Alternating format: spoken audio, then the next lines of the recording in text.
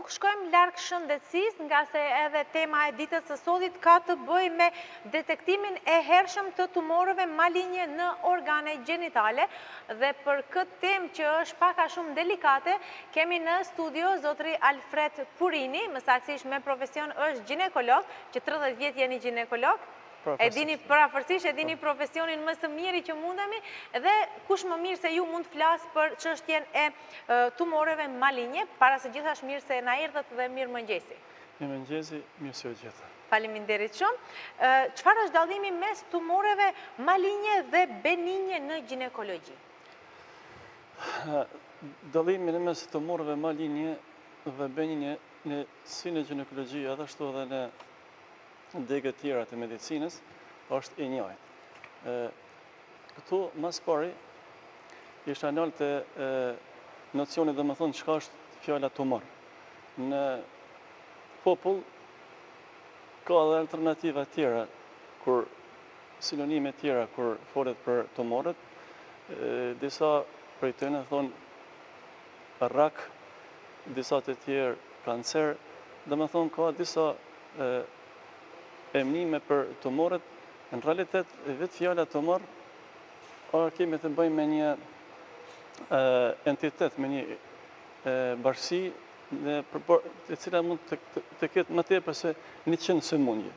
Në realitet, kemi të bëjmë me një çrregullim të zhvillimit të qelizës, dhe më thonë qeliza si njësi themelore e organizmit, zhvillohet jashta dirigjimit të organizmit dhe zhvillohet në mënyrë autonome, në mënyrë që krijohet një grumbull i masës, ai grumbull i masës i cila zhvillohet në organizmin e njeriut, i cila zhvillohet jashta kontrollit të organizmit, njihet me emrin tumor.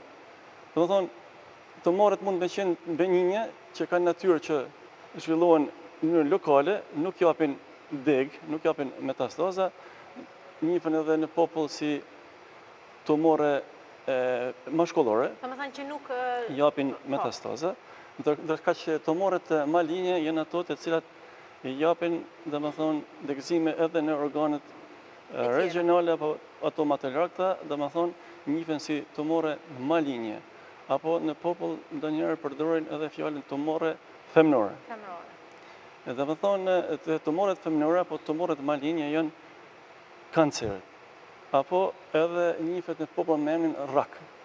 Edhe këto mund të manifestohen në secilën pjesë të organizmit, domethënë, jo vetëm në organet gjinitale, po edhe në sisteme tjera të organeve të organizmit. Kemi tumore malinje primare dhe sekondare. Si është kjo ndarje? Tumorët malinje primare janë ato të cilat zhvillohen në organin primar, organin përkatës, aty ku zënëfill tumori, ndërka që tumorët malinje sekundare janë ato kur prej fokusit primar, tumori lëshon metastaza, domethënë lëshon degëzimet e veta në organet ja regionale, ja organet më të larta të organizmit. Atëherë neve do të përqendrohemi tek më saktësisht te tumorët malinje. Cilat janë ato organe që më shumë i prekin, pasi flasim edhe për në organet gjinitale, dhe mund të flasim pak më gjerësisht rreth asaj se cilat janë organe që më shumë preken, si vjen deri te kjo, pse ndodhin këto tumore. Domethënë, unë të nisem dhe do të flas sot vetëm për tumorët malinje në organet gjinitale. Domethënë, për organeve gjinitale duhet me di që ekziston, domethënë, kemi mitren, vezorët edhe domethënë vaginën. Sot do të folim kryekput, pasi që incidenca e paraqitjes së tumoreve malinje të organeve gjinitale është qafa e mitrës. Dhe qafa e mitrës, domethënë, është pjesë e zgjatur e trupit të mitrës. Mitra është organ për reproduksion, ndodhet në abdomen, në pjesën e poshtme, në mes mëshikës së urinës edhe zorës së trash, apo rektumit, dhe përbohet prej trupit edhe qafës së mitrës. Fatmirësisht, qafa e mitrës është shumë, domethënë, e përshtatshme për ekzaminime, për diagnostifikime, sepse në mënyrë jo invazive, në mënyrë shumë të lehtë mund të kemi qasje të një, domethënë, të qafa e mitrës në mënyrë që të vinë të diagnoza sa më e lehtë, domethënë, në këto raste. Incidenca e paraqitjes së kancerit në qafën e mitrës është më e shpeshtë se sa në trupin e mitrës apo në endometrium, por edhe në ovare. Prandaj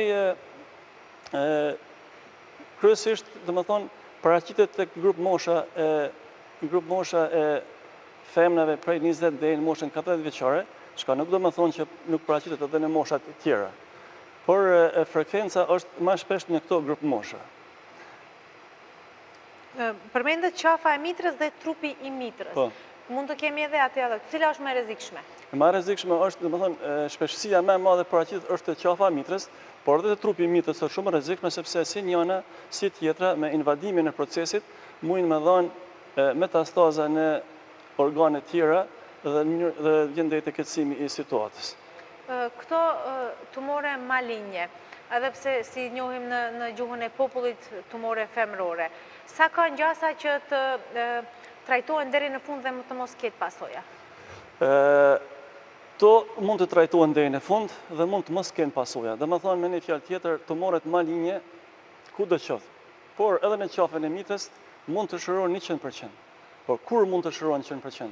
Mund të shërohen 100% në atë moment kur diagnostifikohen në fazën fillestare. Për më diagnostifiku këto tumore malinje në fazën fillestare, patjetër që vynë të bëhen kontrolla të rregullta të pacientëve të ginekologu. Kur mund të bëhet detektimi i hershëm? Si? Përveç që mund të ketë, a ka disa shenja që tregojnë se duhet të shkojmë në ginekolog për të bërë kontrolla ginekologjike? Neve ginekologët edhe punëtor tjerë shëndetësor, gjithmonë mundohemi që përmes rasteve të tilla të promovohemi, sikur është rasti sot në emisionin e juaj, që të bëjmë një apel, të bëjmë një propagandë, themi medicinale, që sa të kudo të rritim nivelin edukativ shëndetësor të femrat, që ato të jenë të njohura që me fillimin e marrëdhënieve të para seksuale, domethënë me fillimin e marrëdhënieve të para seksuale është mos të them obligueshme, por ndoshta është edhe obligueshme që një herë brenda vitit të bëhen një herë brenda vitit pa marrë parasysh, domethënë gruaja, vajza në fjalë. A ka ndonjë simptomatologji? A ka ndonjë domethënë gjakderdhje, ndonjë dhembje apo ndonjë të shkon dhe të paraqitet, domethënë pa kurfra simptomatologjie, të paraqitet një herë në një kontroll të sistematike, ta themi, ginekologjike tek ginekologu om. Cila është arsyeja? Pse më shku domethënë te ginekologu om një herë në vit? Tu e nis prej faktit se shumica e femrave dhe grave tona jo vjen pak si turp, si mërzi, ngushtohen pak të shkojnë te ginekologu. Mirë, por nëse domethënë shkojnë në mënyrë të rregullt, në mënyrë sistematike, barem një herë në vit te ginekologu ka mundësi që përmes vizitës ginekologjike dhe përmes testeve ginekologjike, sikurse në rastin konkret është PAP testi, marrja e analizave citologjike, që është një, domethënë, metodë jo invazive, shumë shpejt kryet e pavdhimshme për pacientët, të vjen të ejtë disa diagnoza prekanceroze, në mënyrë që të njëjtat të merr masa të shëron, në mënyrë që proceset e tilla mos evoluojnë në procese të tjera mikroinvazive ose invazive. Domethënë që popullor që thonë që tumori kanceri në fjalë mos fshon rrënjë. Po. Prandaj kisha bëu apel edhe kësaj, po shfrytëzoj rastin, mos që në televizionin juaj të bëj apel që rast, domethënë çdo femën në moshën reproduktive, por edhe më herët, domethënë kur fillon me marrëdhënien e parë seksuale, të paraqitet te ginekologu am. Se thuhet që të lashët e para tek femrat fillojnë me marrëdhënien e parë seksuale. Prandaj preferohet që rastet e tilla të paraqiten tek mjeku am, çka nuk do të thonë që të tillat mos të paraqiten edhe para moshës 18 vjeçare. Në rastet e tilla ginekologu do të thonë merr basat e tilla që bën vizitë sistematike dhe shef të gjitha formacionet tumoroze që mund të hasë në vaginë, në mitër, në vezor, do të thonë fiton një parafiltrimi, mos të zhvillohet në ndonjë proces banal tumoroz. Por para se ta kryej këtë ekzaminim, patjetër e merr pap testin. E merr analizën citologjike të qafës së mitrës analizë shumë e thjeshtë, e cila dërgohet te citologu dhe në periudhë shkurt kohore vjen përgjigja se si ndodhet situata aktuale në qafën e mitës të pacientës në fjalë. A është domethënë ndonjë ndryshim normal apo ka ndonjë ndryshime abnormale, na i themi në formë të qelizave atipike, e në bazë të atyre rezultateve ne marrim masa më të qeshme për shërimin e kancerit në fjalë. Prandaj, është shumë rëndësi që çdo femën me fillimin e marrëdhënies së parë seksuale, minimum një herë në vit të paraqitet te mjeku, pa kurrë simptomatologjie, pa kurrë shenja klinike, të cilat do ta shtyshin të paraqiten te ginekologu. A është e nevojshme që të paraqiten edhe para pasjes së parë seksuale? Femrat. Po mendon para fillimit të jetës seksuale. Patjetër, dhe unë thash pak edhe më përpara kur mas shpeshti në moshën 18 vjeçare dhe të tjerë. Është mirë, edhe qoftë kemi të bëjmë me vajza të cilat nuk kanë filluar me jetën seksuale, domethënë virgo intakta, patjetër bëjmë të bëjmë një ekzaminim ultrasonografik në mënyrë që të përjashtohet mundësia e hasjes të ndonjë tumori në legenin e vogël apo në pelvikun e vogël. Sa janë gjasa dhe sa juve nga kjo përvoja që keni gati 30 vjeçare që ka pasur rasti që të kenë tumor edhe nëse ato janë në moshën 14, 15, 16 vjet? A ka pasur raste të tilla? Rastet e tilla fatmirësisht janë të rralla. Edhe është karakteristike për këto raste se vijnë në momente të avancuara të sëmundjes, do të qenë se kemi të bëjmë me moshë moshë të vogël, dhe rastet e tilla fatkeqësisht përfundojnë ka raste kur shërohen, ka raste kur vijnë me tumore të tilla të cilat kanë natyrë benigne, domethënë janë tumore mashkullore dhe me intervenime thjeshta kirurgjike eliminohen, por ka edhe raste kur paraqiten tumore të ndryshme maligne, por po them fatmirësisht në praktikën tonë kemi raste më të rralla, por patjetër që ekzistojnë. Pse vijnë deri te këto? Domethënë etiologjia, pse vjen deri te raku, pse vjen deri te kanceri, sot e sa vjet retrograd me qina vjet nuk dihet. Nëse do të dihet në mënyrë hipotetike. Domethënë etiologjia e kancereve, konkretisht ta them për kancerin e qafës së mitrës, dihet kush janë viruset, sidomos grupa e human papilloma viruseve.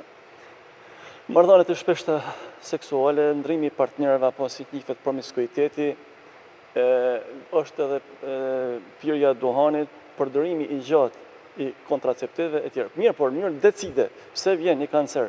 Po flas konkretisht për kancerin e qafës së mitrës, pasi që është më i shpeshti, edhe sot kësaj dite nuk dihet. Sepse nëse do të dijej, në mënyrë hipotetike dihet, por nëse dihet në mënyrë decide, atëherë me siguri do shërimi do të ishte më adekuat. Prandaj sot i jepet rëndësi disa faktorëve të cilët bijnë deri te kanceri në qafën e mitrës. Po të më shpesh është grupi human papilloma viruseve. Ndërkohë unë të përmend edhe një herë se të gjithë shikuesit që dëshirojnë të parashtrojnë ndonjë pyetje që kanë të bëjnë me lidhje me temën që po e diskutojmë, numrat e telefonëve tani më janë të shfaqur në ekran dhe ne mund të lidhemi drejt për drejt me ju për të parashtruar pyetjet dhe këtu kemi edhe mjekun, ginekologun që mund t'jap përgjigje për çështje të caktuara që janë problematike për ju. Dhe gjithashtu dua t'ju pyes edhe në lidhje me ata se përmendëm detektim i hershëm. Një herë në vit duhet të bëjmë një kontroll ginekologjike tek ginekologu am. Sa është ajo koha që, për shembull, një vjet, brenda atij një vjeti, nëse ajo pasi ka bërë kontroll ginekologjike pas një muaj, ka fituar tumor maligne në këtë rast, a është mjaft ajo kohë edhe 11 muaj të tjera të jetë në fazën fillestare? Momentin kur pacientja shkon te ginekologu, kryet ekzaminimi, merret pap testi dhe kryet ekzaminimi ginekologjik, vizita ginekologjike.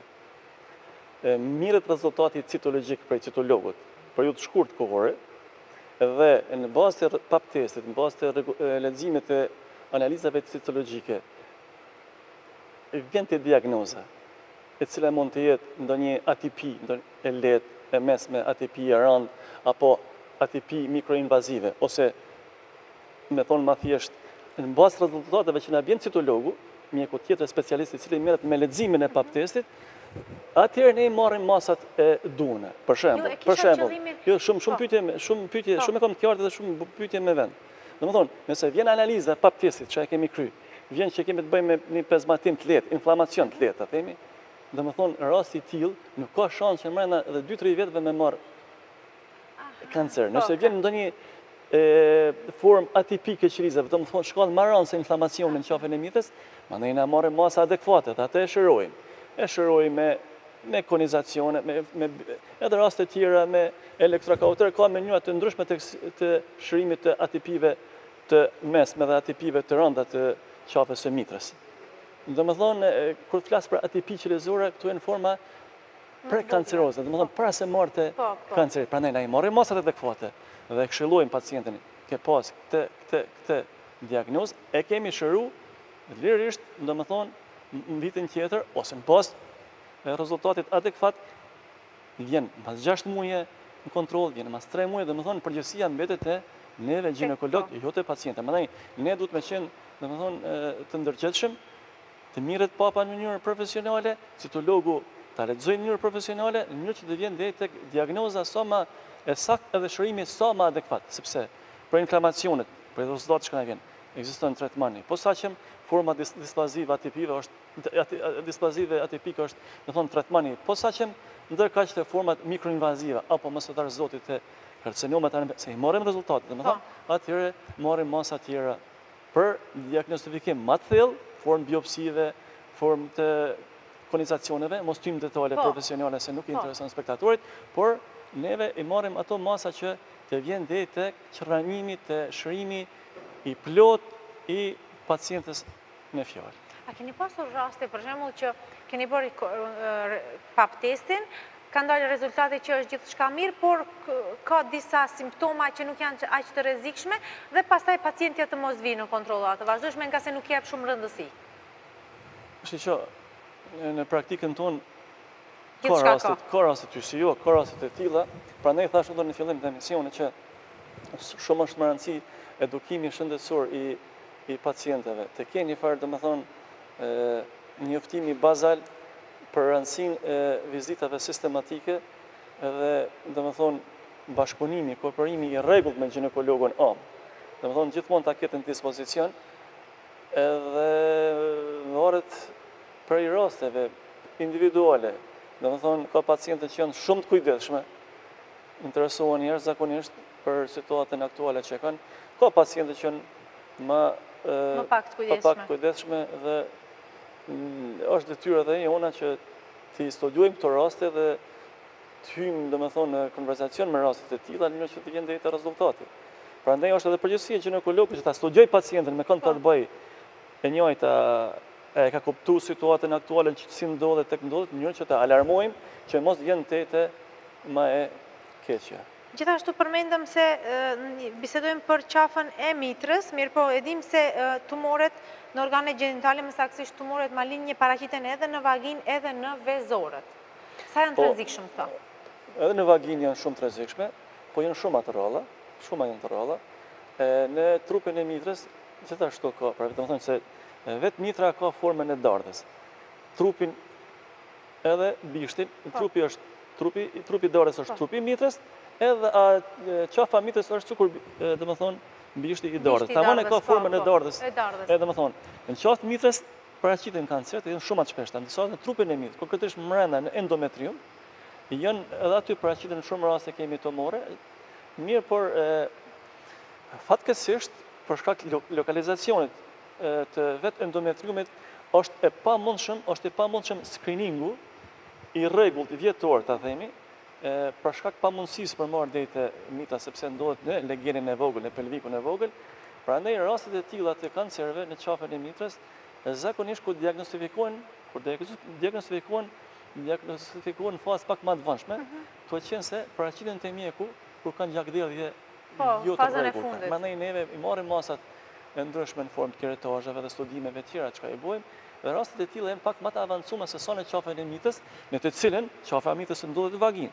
Edhe ne kemi mundësi që përmes spekulumit me njëherë me sy në mënyrë makrostashore të marrim briset. Prandaj diagnostikimi është pak më i vështirë në trupin e mitës. Po them edhe një herë, është çka problemi kancerit. Kjo është sot herë që e cekim nëpër, sepse kanceri nuk jep dhimbje, nuk jep simptome. Në momentin kur kanceri në qafën e mitrës trupin e mitrës, në vezore, po dhe në organe tjera, jep simptome, konkretisht për flasë për Është organ. faza e fundit. Nuk është e fundit, po në fazë, ka mundësi edhe fundit, po në faza më të avancuar. Për shembull, kur jep gjakdherët në trupin e mitrës, tjera veç faza ka prosperu, ka avancuar. Ala ma keq ndodh për shembull në vezor. Në vezor, sepse vezorët kanë qasje alama të shtirë për screening në tregull, se ti nuk mundesh në pelvikun e vogël me bo vizita një vjetore ta themi, ose nëse vjen ose rastësisht detektohen, shumë rastësisht detektohen kur bën ndonjë ekzaminim vaginal ose për diçka tjetër dhe vren një masë tumoroze, e cila mund të më qenë, domethënë, shumë agresive, e që të pacienti nuk jep kurrë simptomatologjie. Prandaj detektimi dhe zbulimi i hershëm i rrokit, po kancerit në vezor, edhe në trupin e mitrës është pak po shumë më i vështirë se sa në qafën e mitrës, në të cilën kemi qasje çdo moment. Çdo moment, po. Përmendëm disa herë pap testin, i rëndësishëm shumë. Pse është i rëndësishëm, përveç që zbulonën edhe se në cilën fazë është, nëse ka tumor apo s'ka. Zakonisht në popullatën shqiptare e dinë se shumica në rasteve pap testin e bëjnë kur janë shtatzane. Jo, duhet ta sqarojmë edhe këtë çështje. Pap testi bëhet në shtatzani. Edhe ka mundësi më bëhen shtatzani, nuk ka kurrë problemi, edhe është e këshillueshme. Nuk ka kurrë, domethënë, po mund të bëhet edhe kur nuk është shtatzane. Kryq po të bëhet jashtë shtatzanisë. Jashtë shtatzanisë, po. Në momentin kur gruaja, vajza, ka filluar me jetën e vet normale seksuale. Kur fillon me jetën e vet normale seksuale, mundësia e infeksionit është shumë e madhe. Për infeksionet më të shpeshta dhe që janë më të rrezikshëm janë infeksionet me human papilloma virus. Sot mendohet që në botë ekzistojnë 600 milion domethënë njerëz të cilët janë të infektuar me human papilloma virusin në mënyrë latente. Domethënë, janë të infektuar me human papilloma virus, ama nuk e dinë që e kanë këtë infekcion. Prandaj, gjatë marrëdhënieve seksuale mundet që të vjen deri te përcjellja e virusit prej partnerit në partner. Sidomos kur bëhet ndrimi i shpeshtë i partnerëve, promiskuiteti luan një rol shumë të ndamshëm në këto raste, dhe viruset e tillë tipet e posaçme, janë sepse human papilloma virus ka shumë tipe, po tipet e veçanta, tipi 16-18 sfarënci, janë ata të cilët kanë aftësi kancerogjene. Domethënë, e damtojnë qelizën, sjellin ATP të qelizat e tillë mandej zhvillohet në mënyrë autonome, nuk i merr komandat për organizmit dhe formon kancerin, e cila më vonë zhvillohet hala më tepër, jep metastazë dhe vjen tema më e keqja. Prandaj, po mendoj për me smar deri te kjo, për me detektuar sa më herë këto infeksione, për me detektuar sa më herë ne bëjmë pap testin një herë në vit. Një herë në vit. Domethënë ajo preferohet një herë në vit të bëhet. Një herë në vit bëhet shumë e thjeshtë, me një brush të thellë, me shpatull drunit shumë thjesht, mirët, edhe na vjen rezultati i cili është më të vërtet shumë i sakt, por për laborator, por shumë i sakt dhe shumë i favorshëm për pacientin. Është siç papateti është një zbulim epokal që ka bë, domethënë është shumë rëndësi ekzaminimi se ne si ginekolog e kemi një parafiturim se çka po zhvillohet ma qaftë mitrës, çfarë lloj infeksioni ka, ose çfarë lloj ATP ka, në mënyrë që të marrin masa adekuate. Prandaj është i thjeshtë, jo invaziv, i lehtë, edhe një herë në vet nuk i kushton asgjë asnjë në femën që të shkon grua edhe në moshën reproduktive, edhe para se me lind te mjeku që ta kryejnë këtë ekzaminim, i cili rezultat në zgjon edhe horizontin se çka me vepruar aty tjetër. Kur veç mas kemi detektuar se ka tumor malign në qafën e mitrës apo në mitër, si është mjekimi i tyre? Nëse kemi të bëjmë me inflamacione, varet prej, domethënë, florës të mikroorganizmave që ndodhet, marrin masa adekuate.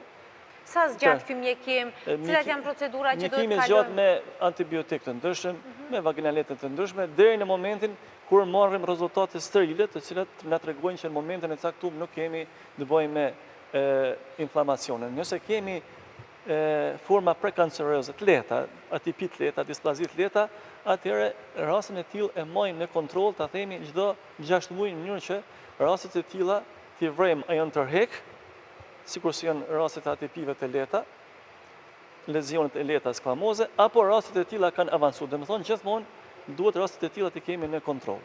Të rastet e lehta ato të rriqen edhe vetë.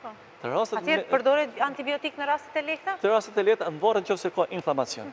Të rastet më të avancuar, rastet e mesme dhe rastet e rënda, mirën edhe procedura të tjera në formë të intervencave, mikrointervencave operative, sikurse janë konizacionet të ndryshme të tjerë, krejtësisht kjo varet prej biopsisë që e bëjmë, edhe avancimit fazës ku ndodhet situata, marrim andaj. Nëse janë faza pak më të avancume, marrim edhe intervenca kirurgjike. Mos e dharë zoti faza halamat avancune, në varet se ai ka prek organet regionale në shikzën, ku bëhet cistoskopi të ndryshme, rektumin ose ku bëhen kolpo proktosikoidoskopi, qyret mushkënit, sistemi koskur etj etj. Domethënë mirën edhe shërime radiologjike, kemoterapeutike, biologjike të tjera, mos fusim në finesa se është, domethënë nuk do na kuptojnë shumë me nuk do kuptojnë spektatorët, domethënë në varet prej fazës, prej stadiumit ne i marrim masat. Por është më rëndësi që të paraqiten tek mjeku am, edhe një herë për çfarë herë po them, pa pas simptome, pa pas gjakderdhje, pa pas dhëmbje, pa pas fluor vaginal ose si e thonë gratë në popull tesha të bardha etj, në mënyrë që të mujmë që rastit konkret t'i dalim ndim, t'i dalim zot sa më shpejt, në kohë sa më të shkurt, mos ketë domethënë pasoja sekundare gruaja në intervencat e tilla, shërimit të zgjatë sa më shkurt, mos të ketë edhe domethënë ekonomikisht të jetë më e ruajtur sepse edhe këto gjëra edhe kushtojnë. Kushtojnë, po. Kështu që shumë e arsyeshme është, shumë është më rëndësi e vizita e rregullt ginekologjike, të cilën fatkeqësisht gratë, femnat tona e kanë pak mërzi në shkute. Nëse s'ka ndaj dhimbje, është pak problem. Për shembull, në Zvicër e kanë obligative. Më shku një herë në 9 muaj ose një herë në 12 muaj, më varet prej secilës domethënë Ministri i Shëndetësisë. Kanada ka një herë në 6 muaj etj. Në Zvicër është shumë interesant se nëse nuk paraqitesh domethënë një herë në 12 muaj, atje nuk ka dënim ose nuk ka, mos e zoti. Por nëse ti nuk shkon, edhe mas 2 vjetëve ke fitu ndonjë proces të avancuar kanceroz, atëherë një pjesë shpenzimeve të shërimit duhesh me bajt vet. Sepse ty të ka ofruar shteti që të ka ofruar shteti mundësinë që ti në mënyrë domethënë të shkosh një herë në vit pa pagesë, të shkoj një herë në vit kontrollohesh. Nëse nuk shkon dhe paraqit diçka më atëherë një pjesë të mbarës ekonomike, shpenzime ekonomike pacientëve. Prandaj edhe kjo është një metodë shumë e mirë që shtyn pacientët të shkojnë. Po, jo vetëm me dënime. Me dënime, edhe është shumë e mirë dhe për shëndetjen e saj. Po, patjetër. Përmendëm se në fillim se mund të preket nga këto tumore, mund të preken edhe femra që janë edhe në moshë më të re. Mirë po, cila është mosha që preken më shumti nga tumoret? Mosha 20 vjeçare, 30 vjeçare? Për shembull, për kancerin e qafës së mitës, po nalim pak më tepër, është prej moshës 20 deri në moshën 40 vjeçare. Është ajo periudha që janë femrat më shumë preken. Patjetër, shka nuk do të thonë raste sporadike edhe para moshës 20, edhe mas po sigurisht, mas moshës 40-45 vjeçare. Prandaj nuk ka ndonjë kufi në limit, sepse incidenca e marrëdhënieve seksuale është frekvenca më e madhe e marrëdhënieve seksuale, është mosha reproduktive, e kur thamë që përmes marrëdhënieve seksuale më shpesh të bartet human papilloma virusi, atëherë që kjo grup mosh është më e takune, më e rrezikune për të paraqitur këto raste të kancereve në qafën e mitrës. Edhe në një rast tjetër dua të ndalem. Kur janë gratë shtatzane, kur veç mas kam paraqitur fazë fillestare apo një fazë pak më e zhvilluar e tumorit, të ndalim edhe pak më gjerësisht për këtë çështje. Si veprohet? A duhet të ketë abort? A ka trajnime të ndryshme? Gjithçka rreth që ka të bëjë me tumore që janë paraqitur dhe që tani më gratë janë shtatzane. Domethënë këto është një temë shumë e mirë, pyetje shumë e mirë. Domethënë kanceri dhe shtatzania në qafën e mitrës. Varet çdo rast trajtohet në mënyrë individuale. Nëse ka mundësi për rasti i cili detektohet që kemi të bëjmë me format e lehta të displazive, atipive, domethënë kancerin, hajta themi, shprehna pak më thjesht. Kancerin në fazën fillestare, e cila nuk kishte me rreziku jetën e nënës derisa të lindë fëmia, atëherë domethënë në rastet e tilla shkohet në favor të asaj që të përfundohet lindja. të lindë bebja dhe mandej të bëjnë të intervenime. bëjnë intervenimet gjithse mirë, Do por të thënë edhe antibiotik nuk jep një Jo. juve nëse është veçmas ajo është shtatzane. është grupi posaçmi antibiotikëve shtatzani që jepin, që ne kanë efekt teratogen, që kanë Efekt negativ tek fëmija. fryti. Është grup e posaçme dhe aty nuk ka kurrë problemi. Problemi tjetër është kur detektohet ndonjë proces kanceroz në organet gjinitale, apo më mirë me thonë në qafën e mitrës, të cilin mjeku, domethënë ginekologu çmon që rasti i tillë kishte me rreziku jetën e gruas, e nënës shtatzane, para se që ajo të lindë, atëre mirën e masa adekvate për me e shëru së pari, me intervenu së pari rreth shërimit e kancerit, mandej, dhe me thonë, në këtë raste sakrifikohet fryti në dobi të jetës së nënës. Dhe me thonë, kretë të punë varet prej gjendjes aktuale që ndodhet gruaja shtatzane dhe këto vendime miren në punë ekipore. Ku është radiologu, onkologu, ginekologu, onkolog, dhe me thonë, ipet vendimi profesional, por pacientja normal e ka fjallën e ajo që vendos, patjetër. Dhe me thonë, kretë mbaret prej stadit ku në çfarë stadit ndodhet procesi në mënyrë që të mirët, dhe me thonë, vendimi adekvat se çka bëhet me nënën shtatzane në fjalë. Ata përfundoj lindjen, apo të ndërpret e sakrifikohet fryti për hir të shëndetit të gruas. Këtë e nënës shtatzane. Po, nënës shtatzane. Sa janë gjasat dhe a janë tumoret trashëngimtare? Në këtë rast me punën e foshnjës, nëse veçmas nëna vendos që të lindë deri në fund, të dërgoj lindjen deri në fund dhe të dalë fruti i saj, sa janë gjasa që fëmija më pas, nëse është femër, më pas të ketë edhe trashëgimi nga kjo sëmundje e nënës? Sëmundje kushtimisht të, se nuk është pa. Po, shumë e qartë, jo. Nuk ka, dhe më thonë, në një, dhe më thonë, dhe i tash në shkencë, nuk është vërejt që ka trashëgimi të 100% që prej nënës të bartët kancerin e qafën e mitrës. Jo, absolutisht jo. Kanceri ka bazë hereditare, dhe më thonë, ka mundësi të trashëgohet, por nuk është absolute, absolutisht nuk është absolute. Kemi shumë raste në praksën tonë që vinë, dhe më thonë, gra, vajza, që bojnë egzaminimet e tilla dhe në anamnezën e tyre deklarojnë që nëna ose gjyshja ka pas kancer në qafën e mitrës dhe e ka një farë frike për atë që mos ndoshta edhe ajo do të ketë, dhe më thonë... Ta trashëgoj. Mirë, por bazë absolute, hereditare në këto raste nuk ka. Dhe më thonë, trashëgimia nuk është e 100%, nëse gjyshja nëna ka pas, do të ketë edhe vajzën e fjalë. Absolut, jo. Por rastet e tilla ekzistojnë, por nuk janë absolute. Po, kur jemi tek tumoret edhe kur jemi tek shtatzania, cili është tumori më i rrezikshëm për foshnjën, kur është në trupin e mitrës apo kur është në qafën e mitrës, apo janë të dyja të njëjta? Varet prej lokalizimit të procesit Praktika çka tregon? Kur folim për tumore benigni, për mioma, për tumore benigni, si në rastet shumë shpeshta, në rastet e tilla kanë lokalizime të ndryshme. Në bazë të lokalizimit, ose në qafë mitrës, ose trup mitrës në varet është pjesë në murin e përparë, murin e pasem pjesë tjera, mos të him në detale.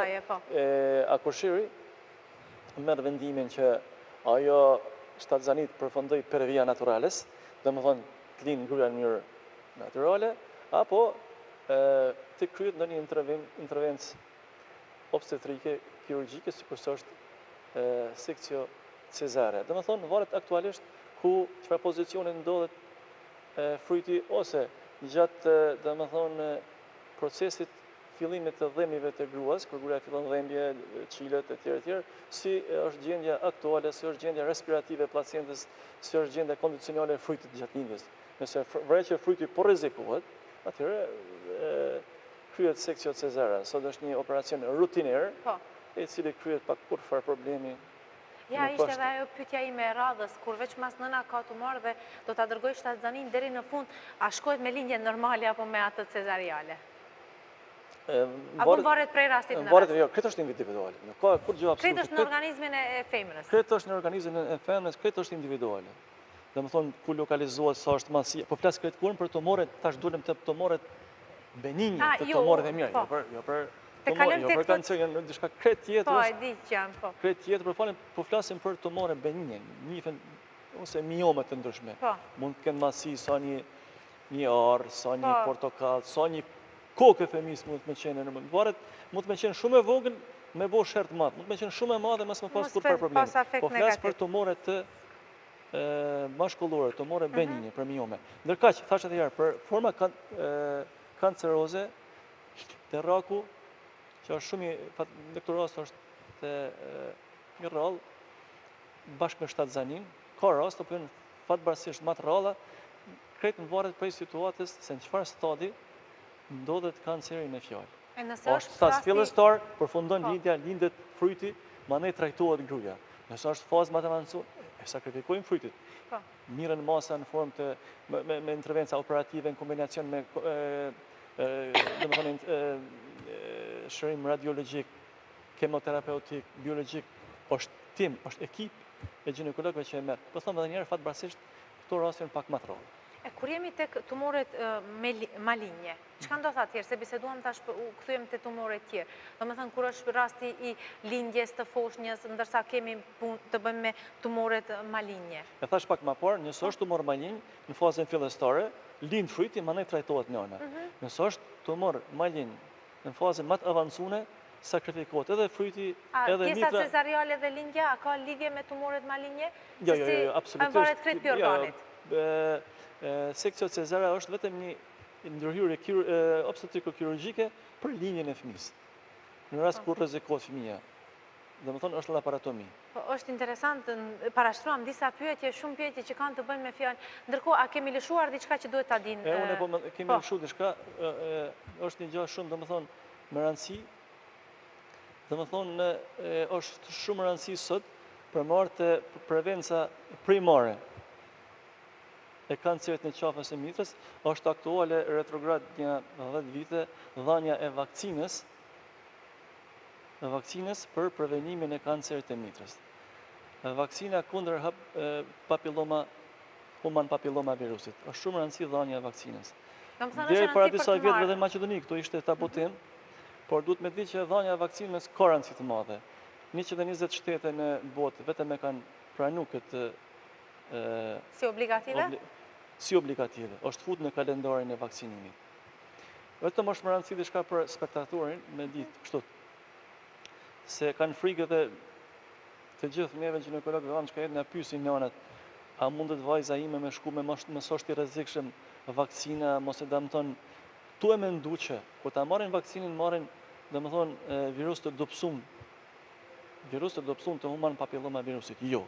Domethënë vaksina në vete përmban një farë tharm të myshkut, tharm të këpurdhës, vaksina e human papilloma virusit. Përmban tharm të këpurdhës, nuk është human papilloma virus. Edhe i cili është shumë i ngjashëm me human papilloma virusin. Edhe krijon përgjigje imunitare për mos marrë deri tek pra shumë rëndësi prevenca primare. Shumë rëndësi sot është marrja e vaksinës kundër human papilloma virusit ose kundër kancerit në qafën e mitrës. Kur mirët? Te neve është fut obligative në kalendarin e vaksinimit në Maqedoni, mirët mas moshës 12 vjeçare. Doza parë, doza 2 muaj mas dozës parë, doza 3 6 muaj mas dozës parë. Ka 3 doza që do të merret. Ka 3 doza. Është 100% e pa rrezikshme. Po më rëndësi ta dinë nënat, që është e pa rrezikshme, prindërit ta dinë, edhe baba dhe nënat ta dinë prindërit, që është e pa rrezikshme. Çka nëse nuk merret në moshën 12 vjeçare, a mund të merret në moshën 20 vjeçare? Po, mund të më marr deri në moshën 26 vjeçare. Pse tash moshën 12 vjeçare? Mendohet që mas moshës 12 vjeçare pjekët vajza, fillon me adolescenca, fillon me jetën seksuale, etj. Dhe është shumë më rëndësi që në këto raste të mirët edhe të largohet frika prej vaksinës kundër kancerit në qafën e mitrës dhe apeloj të prindërit që pa kur farë ndrojtje të i japin këto lloj vaksina, sikurse vaksina tjera që i jipen. Kjo është shumë rëndësi. Edhe pyetja ime e fundit për këtë bisedë, çka për ata që nuk e kanë marrë deri 26 vjet? Mas 26 vjet nuk guxon të merret kjo? Kjo mund të mirët mas 26 vjetë, por Mendohet që deri në moshën 26 vjeç Ka efektin e duhur. Jo, shumica e vajzave e kanë filluar me jetën seksuale, potencialisht janë të infektuar me human papilloma virus, kanë filluar me jetën reproduktive dhe në një farë mënyrë nuk ka arsye që ta marrin, por nuk do të thonë që Nuk mund ta marrin. nuk mund ta marrin, ka një efekt negativ. Faleminderit shumë që ishit pjesë e programit të mëngjesit. Ishte një bisedë e këndshme, një bisedë para së gjithash informative. Ju faleminderit edhe për kohën që ndatë jeni pjesë e programit të mëngjesit dhe shpresojmë që do takohemi përsëri me raste të tjera që kanë të bëjnë me këshillimin e shikuesve tanë për raste të ndryshme siç ishte edhe ky i tumoreve. Faleminderit juve. Faleminderit edhe një herë.